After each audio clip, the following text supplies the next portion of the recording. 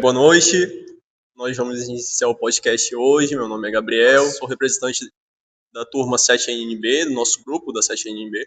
Está eu aqui e a minha amiga Isabel, e nós estaremos entrevistando hoje o convidado, nosso professor Vitor Cristo, advogado e professor aqui da UNAMA. Sem mais delongas, eu vou também passar agora a palavra ao professor para que a gente possa deixar que ele possa se introduzir. Boa noite a todos, eu sou o professor Vitor Cristo, sou professor da casa, docente na UNAMA.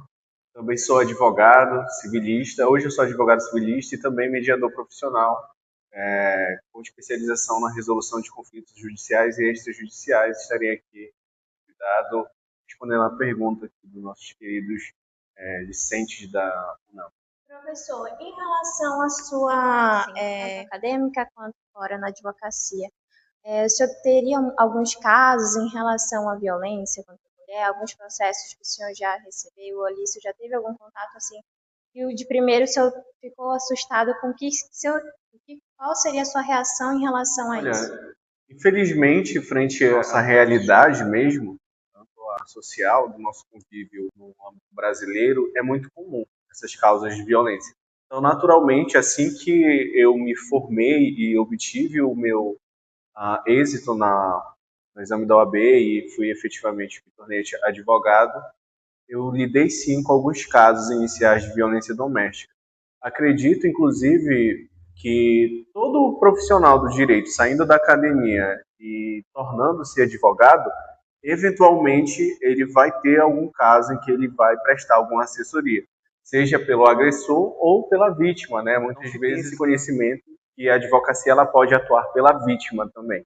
Então eu tive caso nos dois polos. Eu tive alguns casos no início da minha advocacia que eu estava pelo agressor e eu tive casos também em que eu estive auxiliando a vítima, né, da violência. Em relação a esses casos, por exemplo, seu primeiro contato, seja ali na advocacia ou na vida acadêmica realmente, o senhor teve algum deles que marcou alguma dessa sua fase, assim? Seja no início da carreira ou agora? Eu tive um caso, na verdade, que eu atuando pela vítima, me marcou não no sentido da gravidade da violência em si, mas o tipo. Porque quando nós falamos da violência, mais especificamente, a primeira imagem ou a primeira lembrança que nós temos é da agressão física em si. E aí nós temos uma amplitude de vários tipos de violência. Nesse caso em específico, a violência que a minha cliente, à época, ela sofreu foi uma violência financeira. Então, foi algo que tive que fazer toda uma análise técnica para poder termos a conclusão em que aquele agressor ele se aproveitava do relacionamento deles dois para obter vantagens financeiras. Então, foi algo que até, isso tem 3 anos, hoje em dia já tem avanços nesse sentido de combate a essas práticas, porque infelizmente elas começaram a surgir aí frente à realidade dessas condutas, né? Existe agora violências que são voltadas a essa obtenção de valores financeiros. Esse agressor, ele se valer ali daquele relacionamento para obter vantagens financeiras, e esse caso específico me marcou nesse sentido, porque não havia uma violência física, não havia nenhuma violência psicológica, mas o patrimônio dela estava sendo totalmente dilapidado por ele, ela estava perdendo tudo, dinheiro, em razão do relacionamento, e a partir do momento que ele obteve o êxito naquilo, ele finalizou o relacionamento. Então foi algo que me marcou, porque eu tive que procurar fazer nexo, né, o nexo causal com o dano que ela sofreu patrimonial em razão do relacionamento. Né? É uma espécie muito interessante e que não é muito comum. Temos poucos casos nesse sentido, mas já temos jurisprudência, sim, em relação a isso. Perfeito. Aproveitando também a deixa, o senhor falou sobre os diversos tipos de violência que existem, né? Eu gostaria de ressaltar até a questão da violência psicológica, porque, como o senhor foi falando, não somente a violência financeira que ocorreu com a sua cliente naquele momento, ela se manteve só naquele âmbito do financeiro, né? Porque após o término do relacionamento, houve toda a consequência da vítima, né? E a minha pergunta que eu queria fazer era em relação a como que o direito penal, ou o direito no geral hoje, ele enxerga a questão da violência psicológica. Especificamente falando da violência psicológica, de violência contra a mulher. Olha, hoje, mais especificamente, né, no direito penal, direito criminal, nós já temos um avanço quanto à questão da violência psicológica. Não só o avanço das questões jurídicas, mas a própria apuração dessa violência, ela já tem um avanço baseada na chamada psicologia jurídica. Então, a psicologia jurídica, ela vem e fomenta esse auxílio nessa resolução. Para te falar hoje que nós vivemos um ponto ideal desse acolhimento, desse entendimento, na verdade, do que é uma violência psicológica, ainda não estamos num momento que seria o ideal, né? Mas nós já temos avanços. A possibilidade de criminalizar uma violência psicológica, e mais do que isso, a possibilidade de identificar o que é uma violência psicológica, hoje já está com um avanço muito maior do que a época da Lei Maria da Penha, que já havia essa previsão da própria violência doméstica. Mas a efetivação, porque existe sempre um grande debate. Nós temos a lei e nós temos a efetivação, a utilidade em si da lei. Então não existia uma utilidade prática da violência psicológica, porque nós não tínhamos métodos para aferir realmente o que seria o grau, a que nível existia esse dano psicológico a essa mulher. Hoje em dia não, nós já temos os profissionais da psicologia que têm os seus laudos, eles podem ser apresentados e eles vão ser provas que vão ser ali analisadas no bojo da questão da violência psicológica. Então nós tivemos um grande avanço, mas não é uma efetivação plena. Se eu te falar que existe uma efetivação plena no combate a esse tipo de violência, também eu estaria mentindo. Mas já é muito melhor de como era antigamente. O senhor relatou em relação ao nosso avanço sobre a questão, antes que a gente via mais sobre violência física, era mais comentado, era mais relatado realmente ali, seja no nosso ambiente familiar, com vizinhos, outras pessoas, era mais relatado em relação à violência física. E em relação às outras violências, seja psicológica, seja ela mesmo financeira, como o senhor mesmo relatou, o senhor acha que agora a vítima ela tem um pouco de mais suporte em relação a isso? É mais entendida pela sociedade em relação a isso? Porque antigamente também a gente teria um pouquinho de preconceito em relação a esses outros, vamos dizer assim, outros leques que realmente foram abertos ali para a gente em relação à violência psicológica, enfim. Você acha que as mulheres, as vítimas em relação a isso, elas teriam mais suporte hoje em dia com o avanço disso tudo? Olha, sendo bem pontual, o famoso depende do direito. Depende de quê nesse aspecto? Ali do nível territorial da cidade. Porque na capital, em cidades próximas à capital, em que nós temos um avanço ali demográfico daquela cidade, o acesso a essas informações ainda são limitados. Mas ainda assim, eles conseguem chegar nesse público, vamos colocar dessa forma. Mas nas cidades interioranas é praticamente nulo. Não se há o acesso a essa informação. Então, vai se falar de violência contra a mulher, por exemplo, violência doméstica, que é o nosso tópico aqui, nesses interiores, mesmo a física, a violência física, que é a mais visível, vamos dizer assim, ela não é combatida e não se tem informações para essa mulher qual seria o respaldo que ela teria de acolhimento, né? Então, o que dirá de uma violência psicológica? O que dirá de uma violência financeira, patrimonial? Então, vai depender muito da densidade demográfica da cidade, desse acesso a essas informações, porque mesmo com a internet, mesmo com esse acesso rápido à informação que nós temos hoje, com o celular, etc., não é algo que é divulgado. Às vezes, os próprios canais de comunicação são insuficientes. Então, eu te falar que hoje tem esse acolhimento, ele existe, esse avanço, existem as próprias políticas de enfrentamento desses tipos de violência, elas são muito melhores, mas nós ainda não temos uma efetivação plena, como eu já falei anteriormente, principalmente nas cidades interioranas. Tem cidades interioranas que sequer têm uma delegacia da mulher.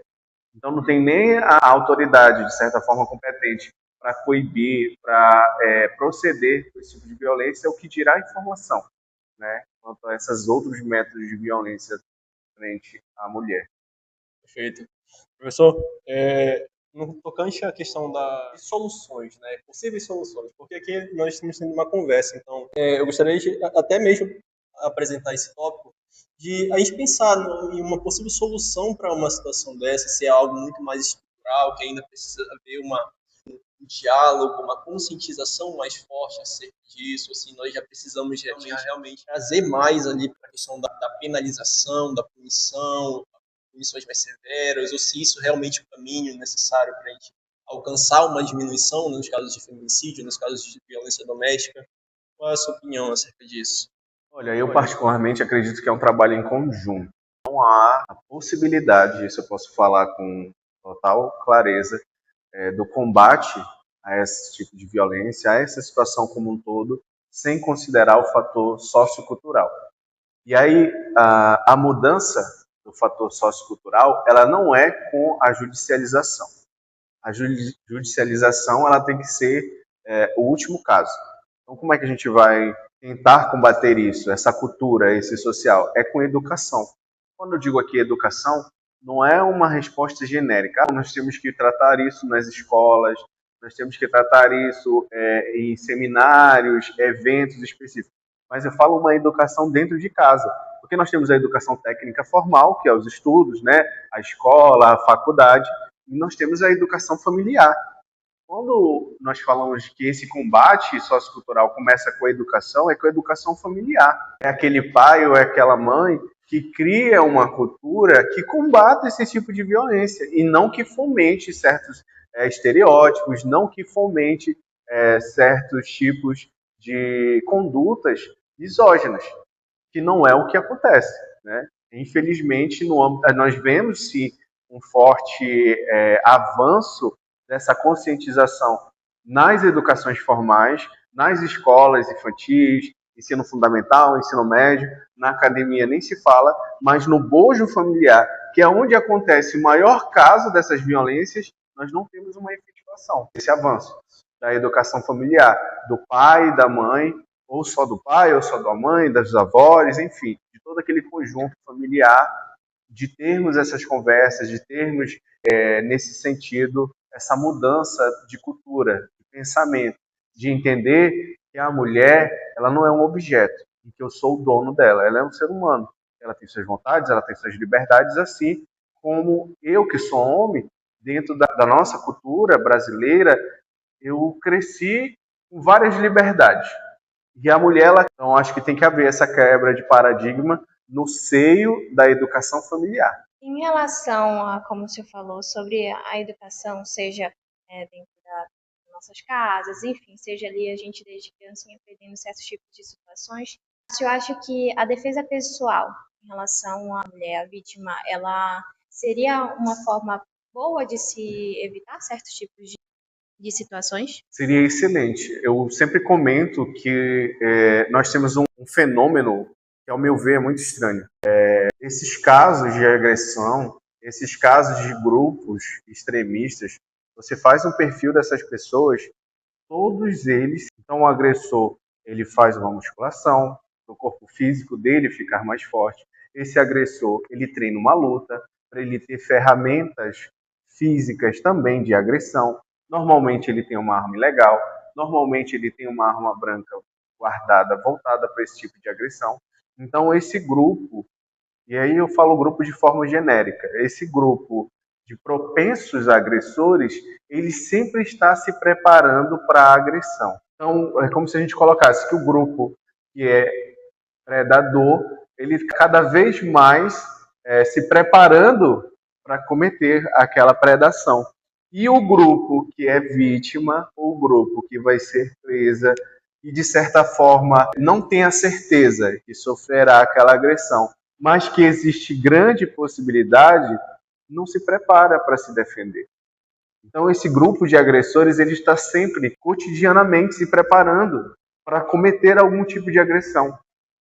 E aí, infelizmente, mas falando do grupo de mulheres, as mulheres que hoje, dentro dessa triste realidade, são os alvos, né? Existe uma grande possibilidade dessa mulher ser um alvo ela não procura, não no sentido de coibir, mas sabe aquilo de é melhor eu saber e não precisar do que eu precisar e não saber? Porque esse agressor, agora, nesse momento, ele está se preparando fisicamente para cometer uma agressão. E normalmente a vítima ela não consegue ter essa percepção dessa possibilidade, dessa agressão e conceber que ela precisa estar apta. É uma metodologia de sobrevivência. Infelizmente, nós temos o mundo ideal e nós temos o mundo real. O mundo ideal é que ela não precisaria fazer isso. Então, nós temos que almejar o mundo ideal vivendo dentro do mundo real. Então, se o mundo real é que existe uma grande possibilidade de eu ser vítima, então eu vou me preparar para me defender em algum momento. Então, seria essencial que não só as mulheres, mas os grupos em maior parte, que são as minorias, que são os grupos alvos de agressão, que eles tivessem essa consciência dessa preparação para a sua própria defesa, para a sua própria sobrevivência, porque eventualmente, em algum momento, eles podem ser vítimas. Muito obrigado, viu, professor, de verdade, pela sua presença. Eu acredito que isso tenha servido, de alguma maneira, essas perguntas, esses questionamentos, aquilo que nós trouxemos aqui, para que nós possamos repensar um pouco mais sobre a questão da violência doméstica, das formas de violência que não existem somente para além da física, para coibir esses atos, para redução da taxa de feminicídio, para redução da taxa de violência doméstica. Falamos assim, num geral, porque é um tema importantíssimo, e mais do que importante, é um tema real, é um tema atual. Ou seja, todos os dias nós acompanhamos isso, seja no jornal, seja nos nossos celulares, nós acompanhamos notícias e notícias sobre questões de violência doméstica, violência contra a mulher. Então, num quesito desse, é muito importante que nós, assim como o professor falou anteriormente, que nós possamos realmente buscar a educação desde o início, desde a base, sempre visando, acima de tudo, nós colocarmos o respeito, nós colocarmos o entendimento de igualdade. Então, assim, eu agradeço de verdade, professor, pela sua presença aqui, pelas respostas. Muito obrigado, professor, de verdade. Bem, boa noite novamente. Eu que agradeço o convite. É sempre uma satisfação estar à frente desses projetos que são vanguardas aqui na UNAMA. Além do debate que nós tivemos aqui essa noite, é um tema importantíssimo e que ele precisa sempre de muita visibilidade. Então, eu me sinto muito honrado de ter sido convidado para responder essas perguntas e contem comigo sempre que precisarem novamente abordar esses temas. Ótimo. Muito obrigado, professor.